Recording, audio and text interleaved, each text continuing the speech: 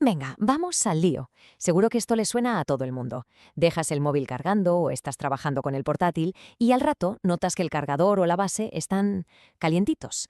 ¿Será un defecto de fábrica? ¿Un mal diseño? Pues no, nada de eso. Es simple y llanamente física en estado puro. Un fenómeno que está pasando ahora mismo en cada circuito eléctrico del planeta. Así que hoy vamos a desentrañar el misterio de ese calor. Esa es la gran pregunta, ¿verdad? ¿Por qué pasa esto? Y como decía, la respuesta no es que algo vaya mal, sino que es una ley fundamental, una regla inquebrantable de la física. Resulta que cada vez que la electricidad se mueve, una parte de su energía sí o sí se convierte en calor. Vamos a ver exactamente por qué y cómo pasa esto. Vale, para entenderlo bien hay que empezar por el principio. En esta primera sección vamos a ver cómo la energía eléctrica se transforma en calor. Es el pilar fundamental para entender todo lo demás. Y aquí está el protagonista de nuestra historia, el efecto Joule. A ver, para que nos hagamos una idea, es como una especie de fricción eléctrica. Los electrones, que son los que forman la corriente, se mueven por el cable, ¿no?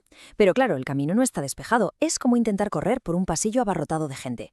Los electrones van chocando con los átomos del propio material del cable, y cada uno de esos choques, ¡pum!, libera un poquito de energía. ¿En forma de qué? Pues eso, de calor. Si sumamos los millones y millones de choques que ocurren cada segundo, pues ahí tenemos el calor que sentimos.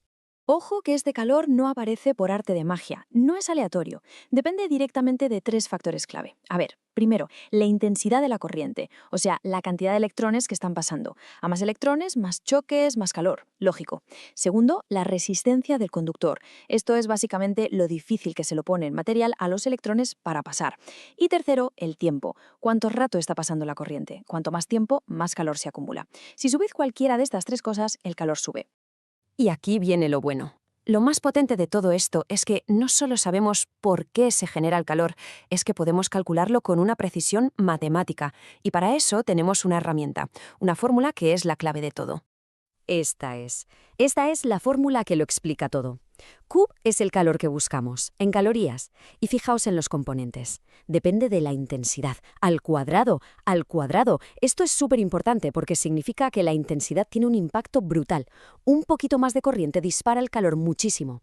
Luego se multiplica por la resistencia y por el tiempo. ¿Y ese 0,24 del principio? Nada, es solo un factor de conversión para que el resultado nos salga directamente en calorías.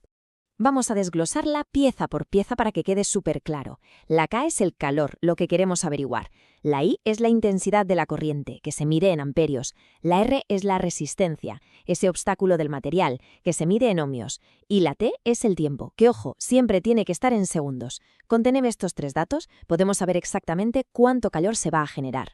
Bueno, ¿qué tal si lo ponemos a prueba? Vamos con un ejemplo práctico. Pensemos en el cable de algo que consume bastante, como un secador de pelo. Imaginemos que tiene una resistencia de 2 ohmios. Por ahí pasa una corriente potente, de unos 10 amperios. Y lo tenemos en marcha, digamos que durante 30 segundos. La pregunta es, ¿cuánto calor se genera en ese medio minuto? Perfecto, pues ahora solo toca coger los números y meterlos en la fórmula. Sería 0,24 multiplicado por la intensidad, que son 10 amperios, pero al cuadrado. Luego eso por la resistencia, que eran 2 ohmios, y finalmente por el tiempo, los 30 segundos. Hacemos la cuenta y el resultado es 1440 calorías. Ojo, que esto no es un número abstracto. Es una cantidad de calor real, tangible. De hecho, es calor suficiente como para calentar un poquito de agua. Ahí se ve la energía que se está liberando. Vale, ya hemos visto la teoría y un ejemplo, pero ¿por qué es tan importante saber calcular esto? Pues porque no es un simple ejercicio de clase. Esto tiene consecuencias enormes en el mundo real, sobre todo en la seguridad. Y nos lleva de cabeza a una pregunta: ¿por qué hay cables de distintos grosores? La cosa es simple. Si un cable genera más calor del que es capaz de soltar al aire, de disipar, empiezan los problemas. Y problemas graves. El plástico que lo recubre, el aislante, se puede derretir.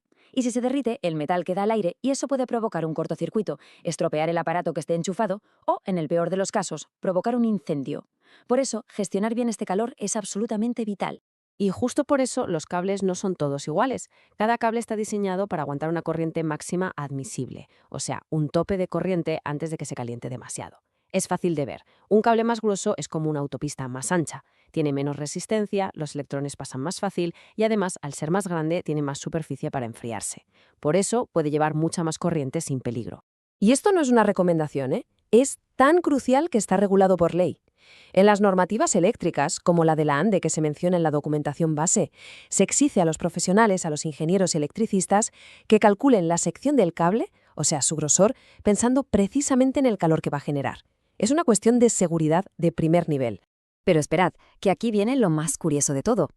Este fenómeno, que hemos visto que puede ser un peligro, resulta que es también una de las cosas más útiles de la electricidad, siempre y cuando sepamos controlarlo y ponerlo a trabajar para nosotros. ¿En qué? Pues pensad un poco. En una tostadora, una estufa, un termoeléctrico, un secador de pelo, todos estos aparatos son en esencia máquinas de crear efecto Joule a propósito. Usan materiales con una resistencia muy alta para que generen un montón de calor de forma controlada. Hasta los fusibles lo usan. Un fusible no es más que un hilito muy fino diseñado para que, si pasa demasiada corriente, se caliente tanto que se derrita y corte el paso. Es un guardián que se sacrifica usando el calor. Y cuando algo falla, el calor descontrolado del efecto Joule suele aparecer de dos formas: cortocircuito o sobrecarga. Son cosas distintas. Un cortocircuito es una explosión de corriente, algo violento, instantáneo, que genera un calor bestial en un segundo. En cambio, una sobrecarga es más sigilosa. Es lo que pasa cuando enchufamos demasiadas cosas a la vez en una misma regleta.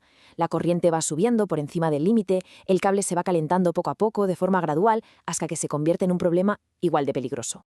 En resumen, como hemos estado viendo, el efecto Joule es como una moneda de dos caras.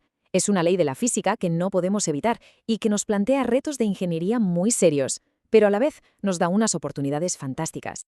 Esta es la idea principal con la que hay que quedarse. La próxima vez que alguien toque ese cargador y lo note caliente, no solo sabrá que es por el efecto Joule, también sabrá que ese mismo principio físico es el que está cocinando la cena en el horno, calentando el agua para la ducha y a la vez protegiendo toda la instalación eléctrica con fusibles.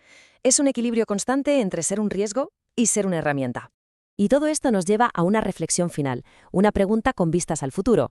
Pensemos en la tecnología actual: procesadores de ordenador potentísimos y cada vez más pequeños, baterías de coches eléctricos que se cargan a toda velocidad. Todos ellos generan cantidades enormes de calor en espacios muy, muy reducidos. Controlar ese calor invisible es, sin duda, uno de los mayores desafíos de la ingeniería de hoy en día. Una ley física del siglo XIX se ha convertido en el gran reto tecnológico del siglo XXI. ¿Cómo lo resolveremos?